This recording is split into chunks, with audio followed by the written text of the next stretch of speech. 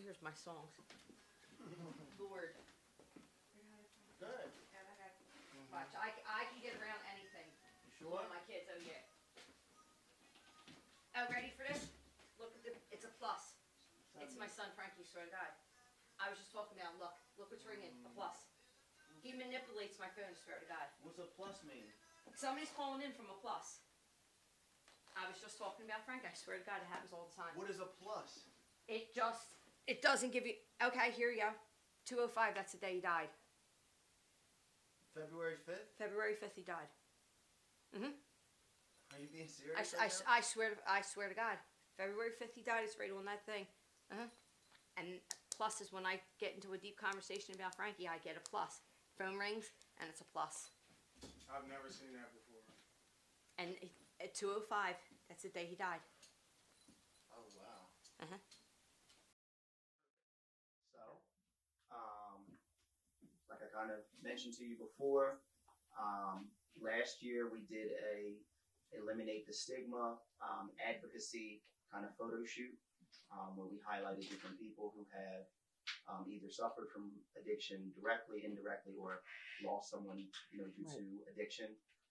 And this year we kind of want to spin off of that, being that it's at the top of the year again. And we kind of wanted to take it to the next level. And instead of doing photos, we want to give people the opportunity to tell their story and how their life may have been impacted because of addiction. So this is actually the first episode.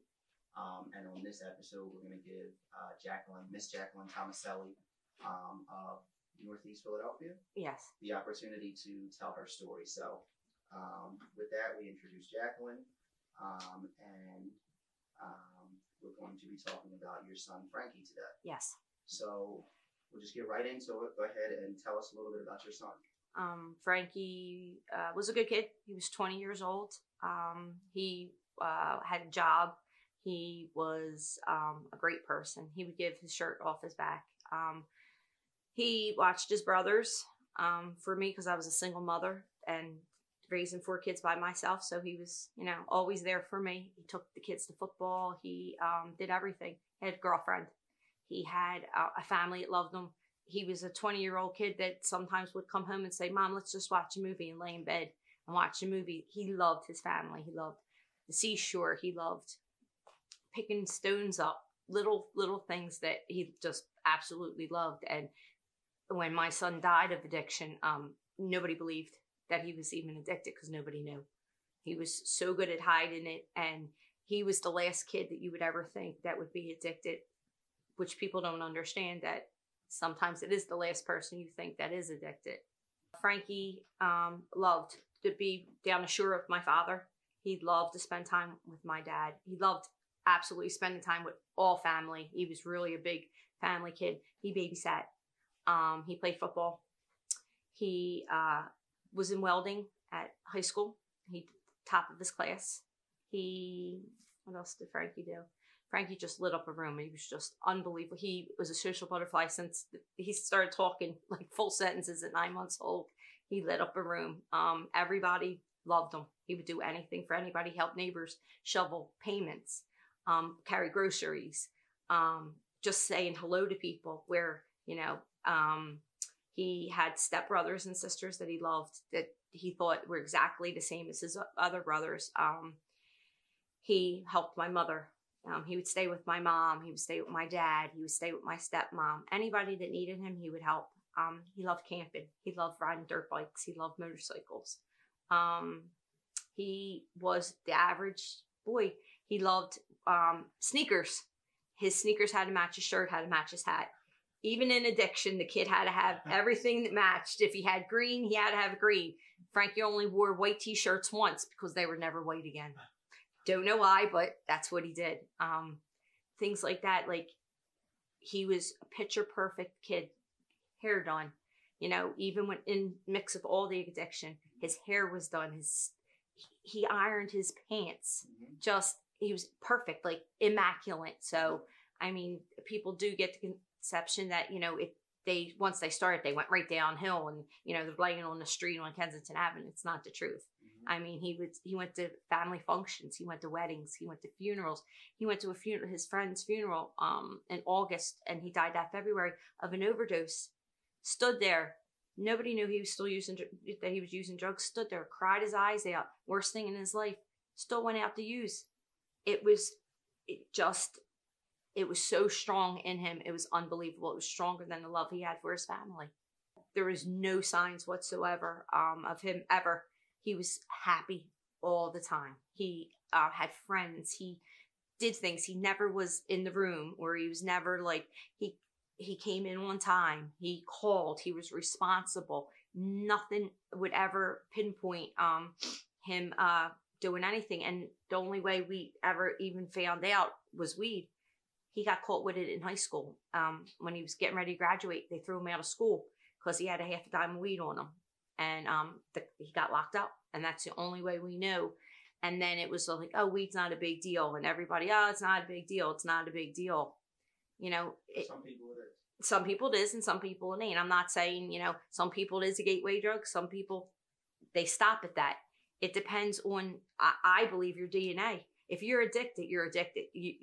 You're going to take everything to the next extent. You're not just going to be able to have one cigarette. You have to do the pack of cigarettes. Or one soda. You have to have 6-pack of soda. And there's some people that can leave the soda and leave it for 3 days and never touch it again. It's all in your DNA. I honestly believe that. I don't think anybody wants to be an addict. No one. No.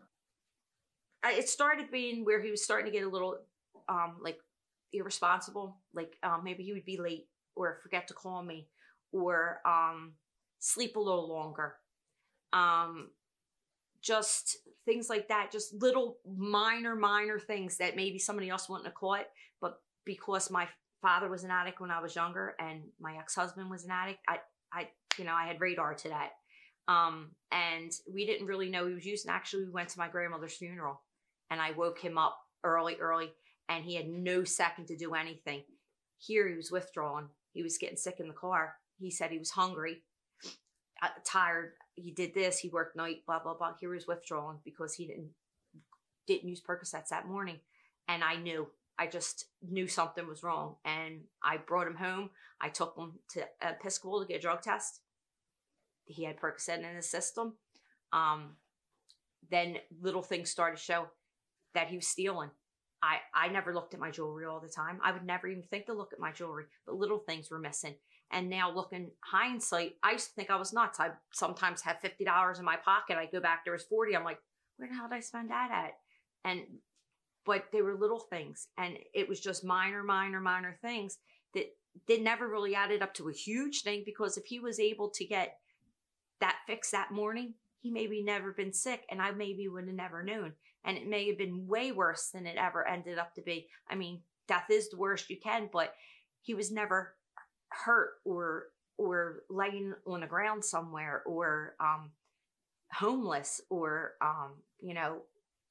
physically harmed. I mean, beat up here and there, but not like some of these kids are beat for a dime of whatever they're doing, or have nobody. Their whole family turns their back on them and they have nobody. My son had everybody. Like my parents were a little pissed at him. And my dad thought he could just stop like my father did, but he couldn't. And he always had me no matter what. And that's one of the things that saves me, knowing that my kid knew I loved him to the day he died. And that I never gave up on him. I never would. And sometimes I wish I could have him back.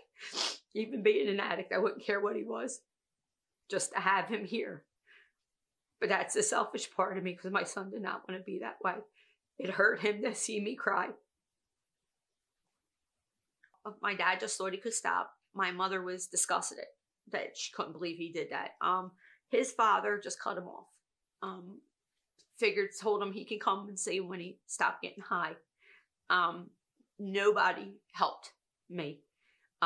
When Frankie was sick or withdrawn, and I had to lay on his chest to make sure his heart was still beating until we could get him in rehab. I was by myself. My young kids had to watch it. To know to go and have to go to the Avenue and get him high so he could go into rehab because he didn't have enough drugs in his system to drive him so he could feel well again, or him sit there and tell me to let him die. And he was just better off. And one of the things that hit me the most when he said to me is, Mom, I'm a scumbag. I don't know why you love me. And he said, why you should just stop loving me. And I said, you know what, Frank, you could kill one of your other brothers and I would be at the jail every Sunday, because that's what a mother does. Mother loves her child unconditionally, not just when they're good. And the rest of the family didn't know. He held it really, really good. Frankie was using, from what I gathered from, at the end, about 17 months. He was smoking weed for about a year prior to that, but 17 months with Percocets. He started with weed, got his wisdom teeth out, got 50 Percocets. Loved the feeling. That's what he told me. And then it got worse. He went to 30 milligrams, snorting them, 80 milligram oxys, snorting them. Then anything he could get his hands on. By this point, it was anything. He was in 3 detox centers, all mercy. The first time he went in, they kept him 5 days and let him go. They said he didn't need rehab because he was never in rehab before, so they just let him go. The second time he was in detox, and he went to self-help. They only paid for 30 days and put him back out in the street. He was clean for about a month, and he went right back to using. The third time, same thing. He went to detox. He went to self-help. He was there 42 days this time. And then they said that because he was a welder down the naval yard, that he made too much money and they wouldn't keep him. So they actually gave him a halfway house 5 blocks away from where we lived in the middle of Kensington. And in the house of everybody was 35 and above and all heroin addicts. My son did not use heroin yet. Not that Percocets are any better, but he didn't take that step yet. And they didn't even worry about where they were putting him. They were putting him exactly where he was getting high. And Frankie went in on a Thursday and was dead by Sunday. When did he pass? He died February 5th, 2012 at 6:04 in the morning of an IV overdose. The coroner said there was only one mark on his whole body. This is the first time he used. The people left him. The reason we know that is because the needle was in his right hand, the needle mark was in his right arm, and there was nothing, no tie off, nothing, no baggie, no nothing in the bathroom. And the door was locked from the inside and turned. And there was one bathroom and 11 people, and nobody had to go to the bathroom from 10 o'clock at night till 5 o'clock in the morning. They knew he was in there dying, and they just let him in there. And I mean, it's not their responsibility to save my son, but there's supposed to be somebody watching these people. I paid money for him to be there. And sadly, as a mother, I thought he was safe there. And I didn't know anything about halfway houses or quarter living houses or 3/4 living houses. I thought that somebody really cared about him and he was going to be safe and they were going to drug test him and watch him. And that's not the truth. They never drug tested him. They didn't even know his drug of choice.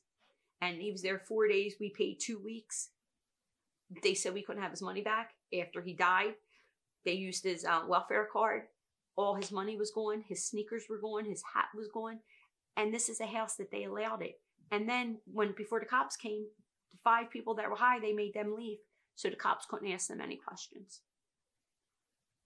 And I just got a notice. The cops came to my house like my son was a dog and knocked on my door and showed me a picture of my son and said, "Do you know him?" And I said, "That's my son, Frankie." And there was a paddy wagon that pulled up on my payment. And I looked at the paddy wagon and I said, "How much is it going to cost me and where is he going?" Because I thought maybe he got caught copping.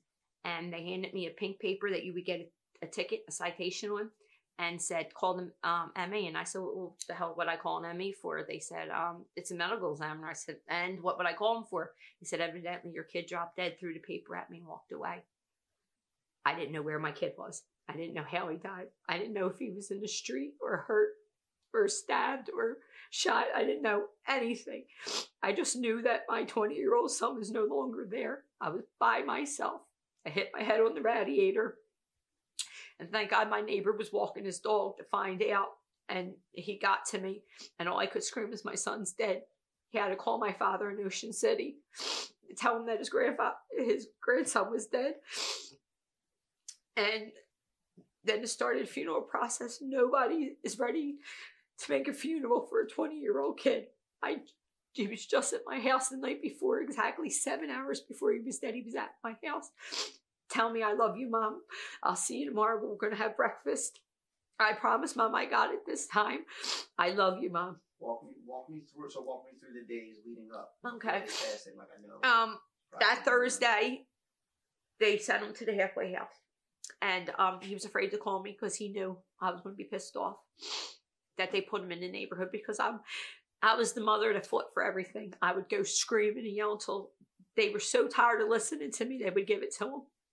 And so Frankie called my dad, and my dad called me and said, that Frankie was in a halfway house on Frankfurt Avenue.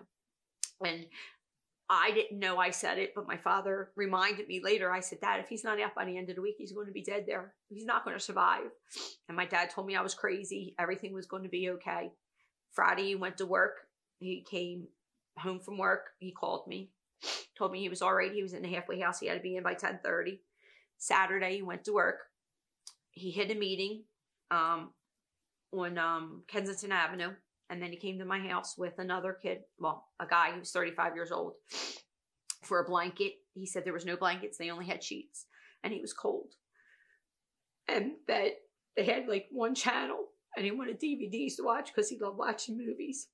And he actually even asked me if he could take his blanket that he carried when he was a baby, because he just missed everything. And he asked me for $5 for the laundromat, because his clothes, he came right from self-help. His clothes weren't washed. And it was the day before Super Bowl Sunday. He told me I was going to meet him for breakfast, and we were going to go to his friend's house for a Super Bowl party. He seen his friend. He left my house with a big bag of blanket. Came in 3 times, told me he loved me, hugged me.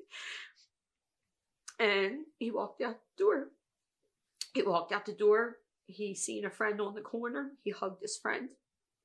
They said he wasn't high. He wasn't high at my house.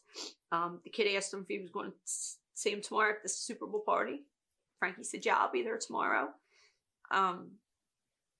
The friend made a comment about this older guy with him, same as me, that he was older and what was he doing with him. He walked past the library where his other friends hung. Everybody said, hey, Frank, how are you doing? Frankie's like, doing good. Like, he's clean. Frankie, yeah, 42 days. Went back to the halfway house. He had to be back in by 10:30. Supposedly he signed in at 10:15. He left my house at 9:34. Wasn't real far from my house. So he signed in at 10:15. And from 10:15 to 6:04, when he was pronounced dead, nobody really can tell me what happened to Frankie. They just said around 5 o'clock, they noticed, they called him young boy because he was the youngest in the house, that he was missing. So they went around looking for him, and one of the guys kicked the door open, and that he was dead, but they never tried to revive him. They never gave him Narcan. They didn't even have Narcan in the house. Nobody. I don't know if my son suffered. I don't know if he called for me. I don't know if he felt it. I don't know if he was scared. I don't know. I don't know any of my kids' last moment. I was there when he was brought into this world, and I'll never know how he was taken out of this world, and it haunts me. It haunts me, unbelievably haunts me, to not know that if he was okay. Did he call for me?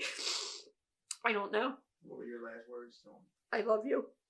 I love you, Frank. I'll see you tomorrow.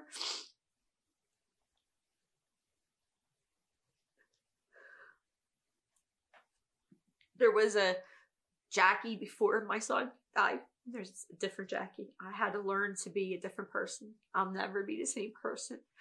I have flashbacks of my son dying, going to the funeral home and seeing his body on the metal slab. His gray color.